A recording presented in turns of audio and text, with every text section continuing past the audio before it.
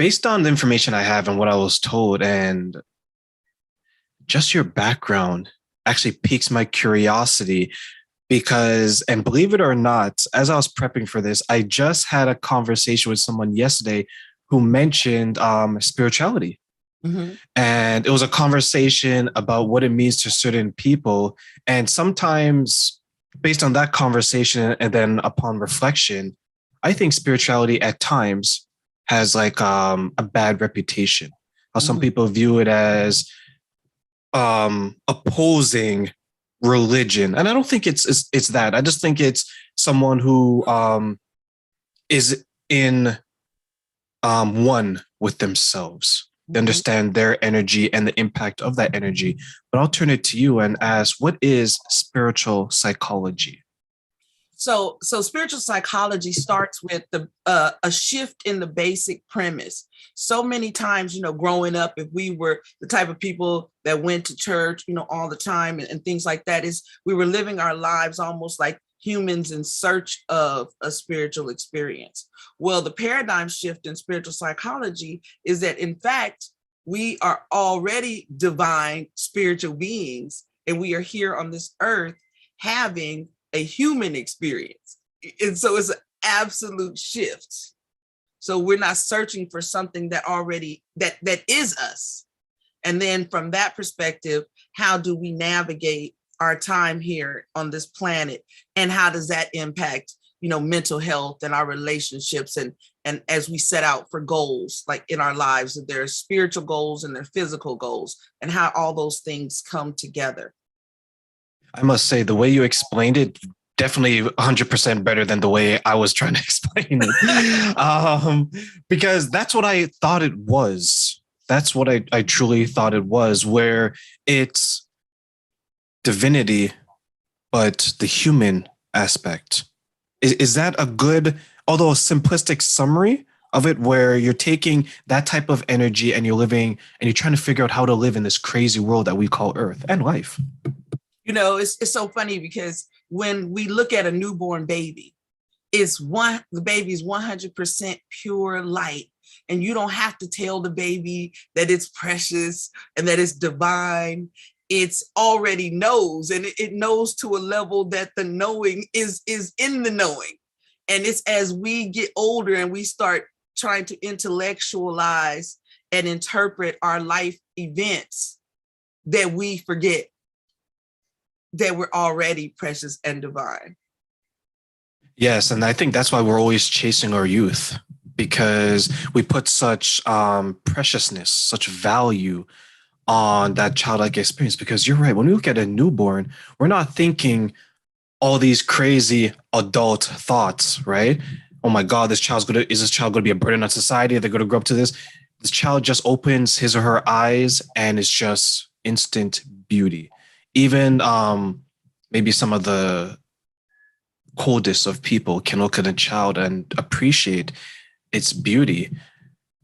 Do you feel sometimes we begin to lose sight of that beauty as we get older and try to maybe put a logical spin on something that should be just as simple and as beautiful as the experience of a child? That's a great question. Thank you so much for asking. And it makes me think about an infant learning how to walk. So the child starts learning how to walk, stumbles, falls, gets back up, and falls again, gets back up, falls again, gets back up, falls again. You get where this is going, right? And they just keep doing it until they get stronger. But what happens to many of us when we get older? We fall, we sit there on the floor or ground, we lament, I'm a failure. I come, I can't just keep standing and running. And it's interesting how it keeps coming back to the mental aspect of how we're processing. Well, let me go talk to someone that's gonna help me get up, like, you okay, you can get back up. So yes. It's like it's expected for us to, when we fall, to stay down and kind of look to our left, look to our right, and say, "Can someone help me?" Instead of getting back up. And one example of that I saw, and I'm glad that you mentioned the children. I was driving to the hospital. I was dropping someone off, And I saw these two kids. They're so happy. You probably seen, they're running up and down the street. They're laughing. They're having the time of their life, right? They both fall to the ground. And most people, when they see children fall, they'll be like, oh, are they going to be okay? They Mhm. looked at each other and laughed, Yeah, got started back up laughing and said, and ran some more. exactly, They're not exactly. concerned about all the things that we have going on with our life. And I give that example to people listening, people out there, is that sometimes, well, not sometimes, many times as an adult, we are so wrapped up, we're so concerned with Mhm, being serious that we mhm. forget sometimes to be silly. I told someone, don't you just want to get up one day, go to your closet, grab a wig, and just slide across your house to your favorite song and dance? And then she Exactly. was like, well, what are people going to think? Exactly. Children don't care what No, other they don't people care at all. think. They don't care. You think those children cared? If they cried, then they would care. But because they're having so much fun, they didn't even realize the pain. They didn't even realize the maybe the safety concerns. They just got back up and started running again. Um, for you, Mhm.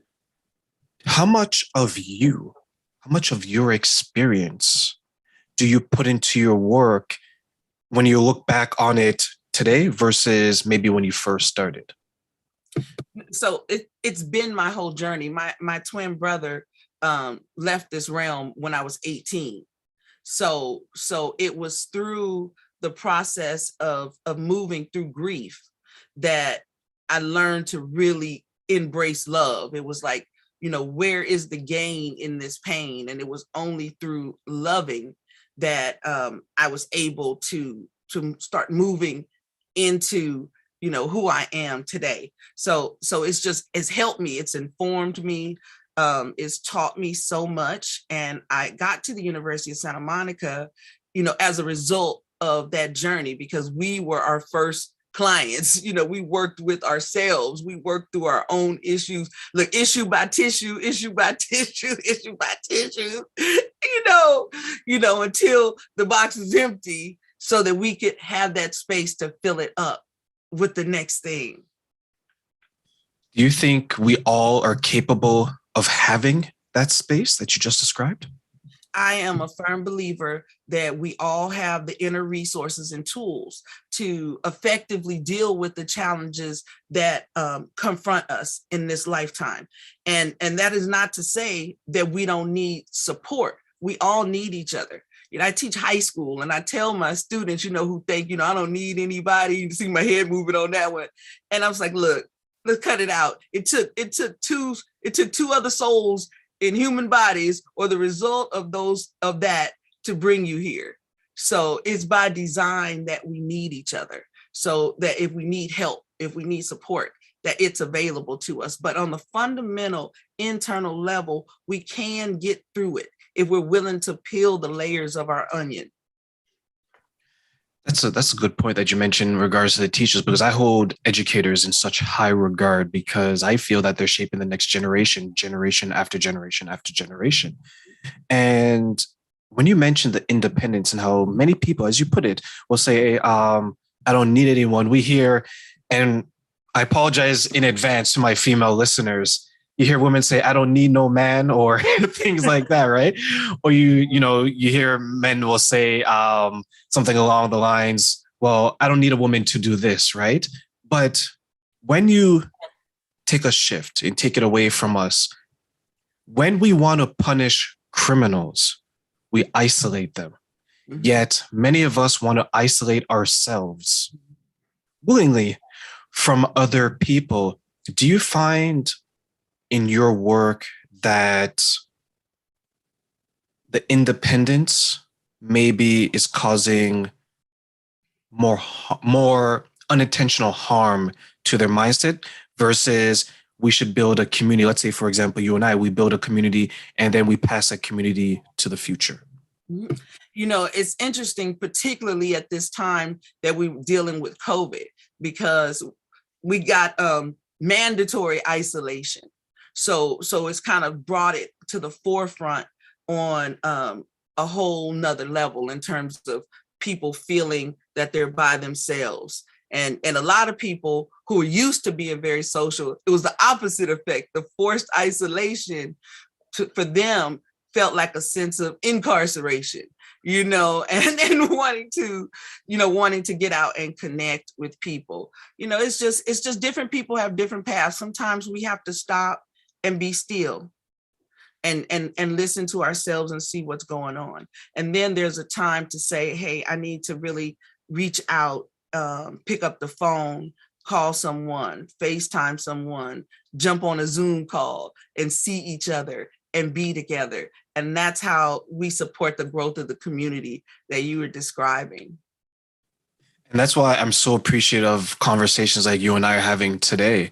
There may have been a point in time where you and I would not have met. Absolutely. Right. And now we are both in each other's universe, spirit, exactly, if you want to say, right?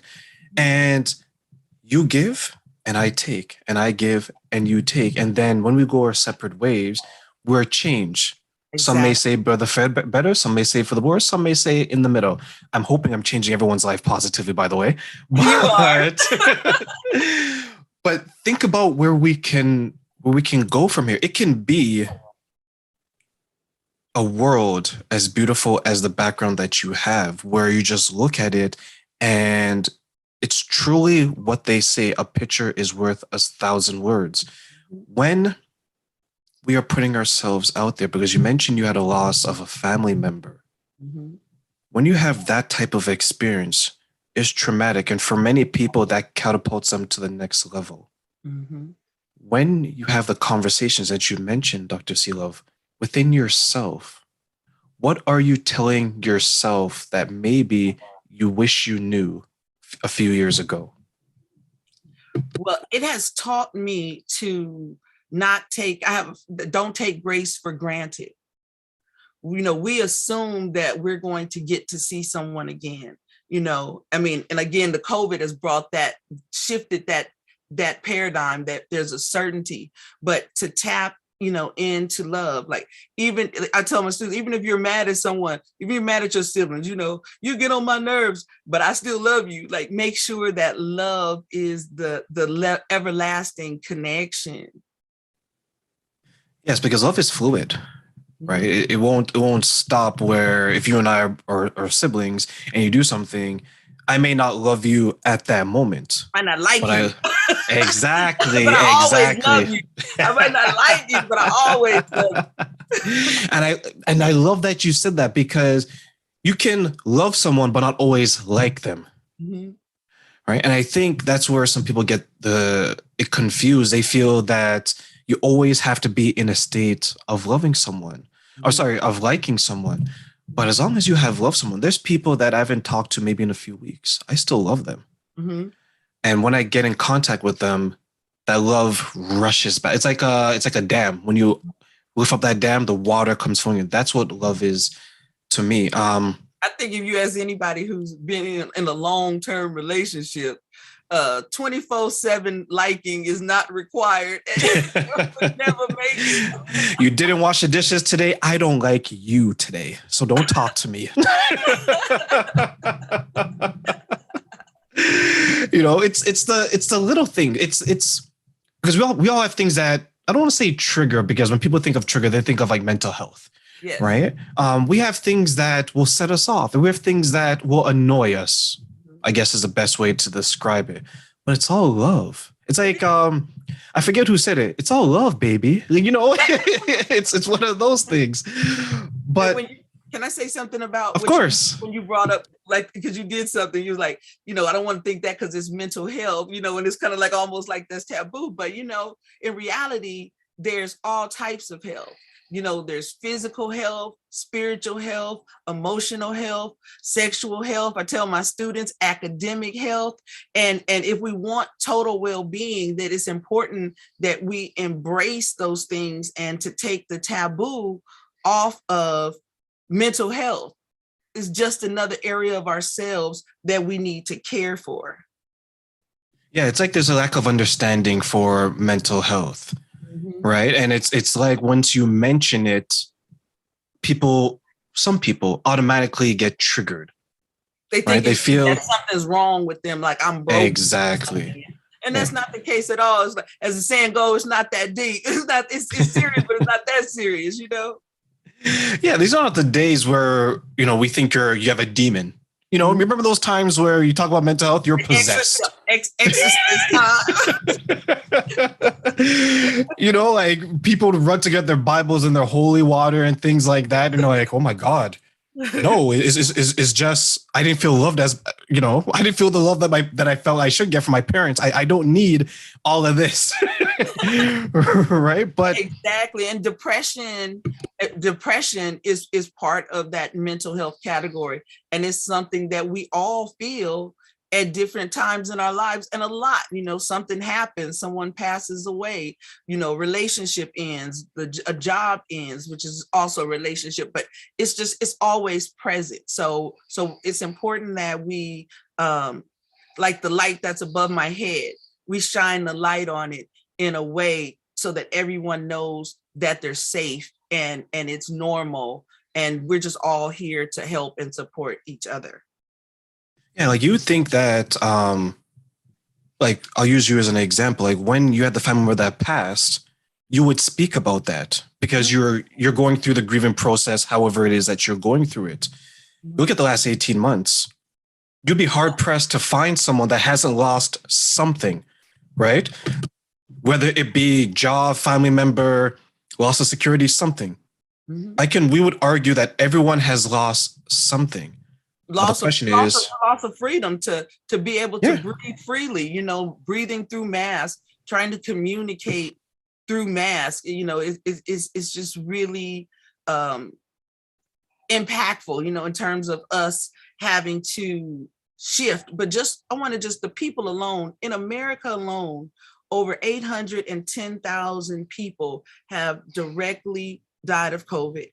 And that's not the other people that were associated with it. They didn't get the mammogram in time. They didn't get to have the surgery in time. There was no room at the inn, no room at the hospital. And so there are secondary deaths that are still directly impacted or a result of COVID. So it's a national loss. It's a global loss. And, it's important that we, heal, and we can't heal if we're not talking about it. So if people have lost someone, say their name. In the African tradition, they say as long as your name is being called, your spirit lives in the present.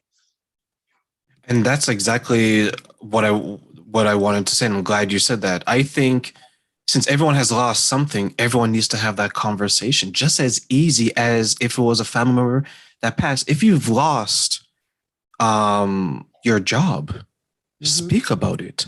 If you've lost your relationship, speak about it. 2020, they said that divorce and broken relationships were on the rise. Right. I read an article this morning that said that as divorces was increasing in 2020, they said that it decreased in 2021. And people were like, yay. But when you search beneath the surface, what you began to realize was that people were staying together, not because of love, because of finance. When you get behind the shades. Exactly. Right. And I love that tie-in. Thank you. I didn't pay her, by the way, guys. I didn't pay her for that. This is strictly, but that's a concern. Could you imagine someone's with you, not because they love you, because it's better to be with you than out there, because the last thing you want is to be homeless and loveless. Right. Exactly. Not both of them. It's a whole lot of not liking going on. Yeah. So with that all said, and I'm love that. And this is the type of conversation I think everyone should have, like seriousness, but some humor with it. Back to the children who fell down, who just dusted themselves off and laughed. When you're having these types of conversations, Dr. Seelove, how do you position it? Because what's working for you and I today may not work for those you come in contact with. Well, one of the things, as a soul-centered life coach, I consider myself a professional listener. And so taking the time to really listen, and also being willing to sit in the silence, being willing to sit in the uncomfortability, you know, and working with youth in particular, I have found that if you just wait, you know, they'll come on, you know. So a lot of times we just get into a little stare down, you know, eyes are the window to the soul. And we just look into each other's soul. And it's so cute sometimes because, you know, even older, you know, at every age, because we're really children inside. So they'll look down, look back at me like, is it safe? You know, look down, look back at me, is it safe? And I'm just looking like, you're safe, you're good, let it go. And slowly but surely begin to share. Yeah, as we grow up, we learn how to speak. We learn how to hear, but we're not taught to communicate, like you just mentioned, and we're not taught how to listen, like you mentioned as well. How important is that? Like everything that you've just expressed and how you've refined this ability to listen to others. How Mhm. critical is that in what you do? It's absolutely imperative, because remember when I said earlier that everybody has the inner resources to effectively deal with their challenges. So the information that they need to heal is actually within them. So by providing the space and opportunity for them to begin to, as I like to describe it, um, peel the layers of the onion, then they begin to say, and then sometimes, and I'm in the position where I'll say like, well, I just heard you say, and they're like, I said that?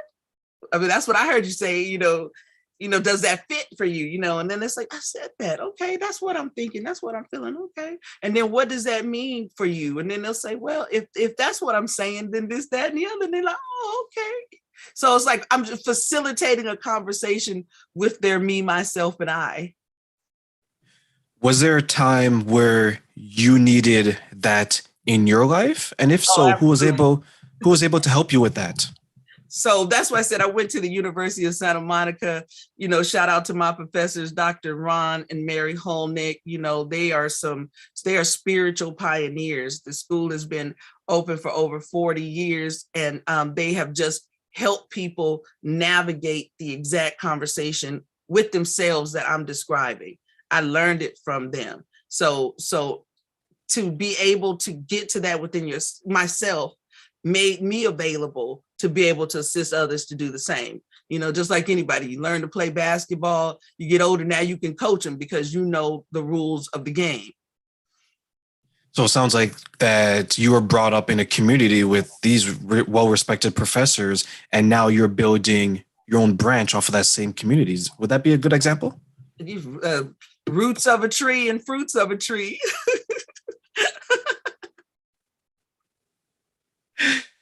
Is how well I will phrase it this way. Now that you've done that, you've taken from your mentors and now you're mentoring others as well. Um, would you, how proud would you be if there was someone who speaks about you the same way you speak about your professors and your school experience? You know, to me, it's an honor to be of service, and I just love people. I love listening to the stories, to the journeys. To me, we are each and all just so amazing and so strong and so beautiful and so wonderful. And so it's just, you know, to be an honor. You know, it's kind of like ashe, you know, or namaste, you know, and just thank you. Glad I can help. I'm telling you, when people give me positive feedback and constructive as well, when they say they enjoy what I do, that to me is something that if I could, I would bottle it and put it on a mantle. It's so important to me to hear that I've impacted someone positively in a way that maybe a year ago when I started this, I could even believe that people would want to hear what I have to say and enjoy the guests such as yourself that I bring to the show. You know, one of the things that at the University of Santa Monica, they ask three fundamental questions. Who am I? Why am I here? And how can I make the greatest contribution? And so to me, that's what you're talking about. It's like, now you found a way to make a contribution. And as we're making that contribution, we are finding that soul satisfaction of living a purpose-filled life. And I hope that everyone would find their purpose at some point, because some people find it very young. Like I knew speaking to people was something that I always wanted to do. This goes back to my Bible study days and me speaking in front of the congregation in regards to the teachings. That was in my late teens up until now in my 30s. I knew that was something that I wanted to do. Do you feel that there's a way to maybe help people find their purpose in life sooner rather than later? Absolutely. That is every day I step into that high school classroom, I'm like, look, tap in now, connect in to what brings you joy, what makes you happy. And I said, you're going to have a way to take care of yourself financially in this world. Now, you could just do anything to make that happen, or you could do something that brings you joy, that means something to you, that like even on days where I might not particularly want to go to work, I tell them, I say, I always love being here with you. I always consider this this moment to assist your children and grandchildren an honor and a privilege. So it's important. And that's also why talking to someone and help and getting that support to get clarification, so that we spend our days doing the things that mean the most to us. And that also goes back to what I said about, not taking grace for granted. A day in our life is grace. A day in our life is grace. I was listening to somebody on TikTok, I think, and they were saying there's like 26,800 or 26,000 something seconds in a day. And how we spend those seconds matter. And those seconds are moments, the moments of our lives that make up our lives. What are we doing with them? How are we using them to contribute while we're here? And I love that breakdown because it puts things into perspective, because sometimes we would look at the clock and we would say, well, it's only 30 minutes. But when you break it down into seconds, like if everyone were to break down their day into minutes and realize how much time they spend doing certain things, it would open their eyes to a different world, essentially. When it comes to the spiritual journey, if I were to take myself, for example, how would you help someone who is at the beginning of their spiritual journey, but they have an endpoint in sight? Can you say a little bit more when you say the endpoint? So let's say if I were to start my journey, and I'm looking at an endpoint as I want to be able to help people more, but I need to better myself and my energy to help those people. How would you help someone like me along that journey? So we would start. So, and that's the part I love about being a coach. There's different levels of support, and there's a difference between the coaching and the counseling. So we start with a goal in mind. Let's say someone says, I want to lose 50 pounds. So I'm just using this as an example. So they say they want to lose 50 pounds. Okay, now that's the goal. Then it says, where are you right now?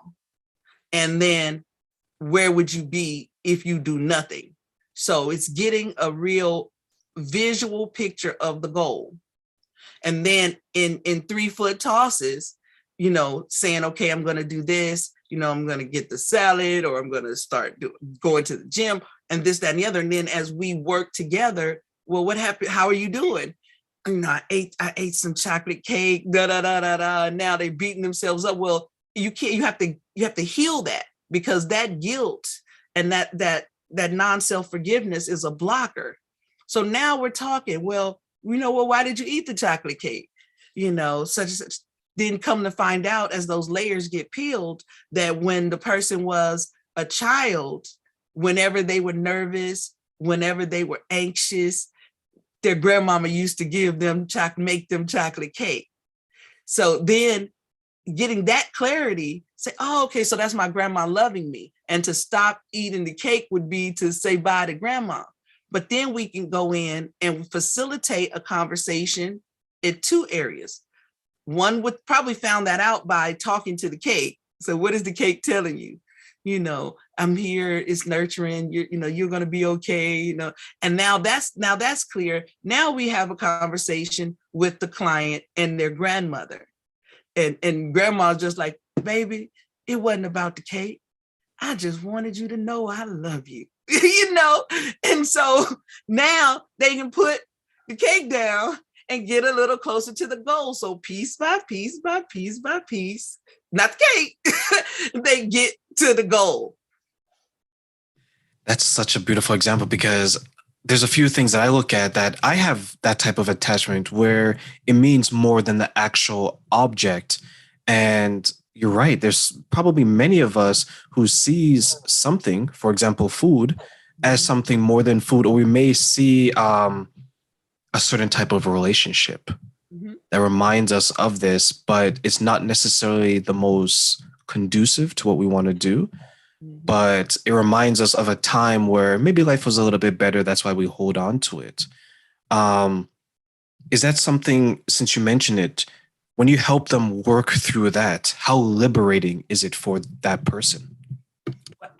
It's absolutely liberating. And then, listen, they're getting lighter already.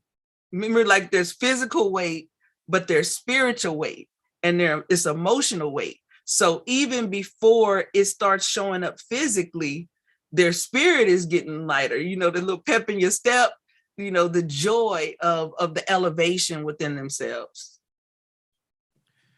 So what would you want to tell the next group of people in regard to their spiritual journey? Like, what advice would you want to give to them if you can speak to a crowd of the generation after us?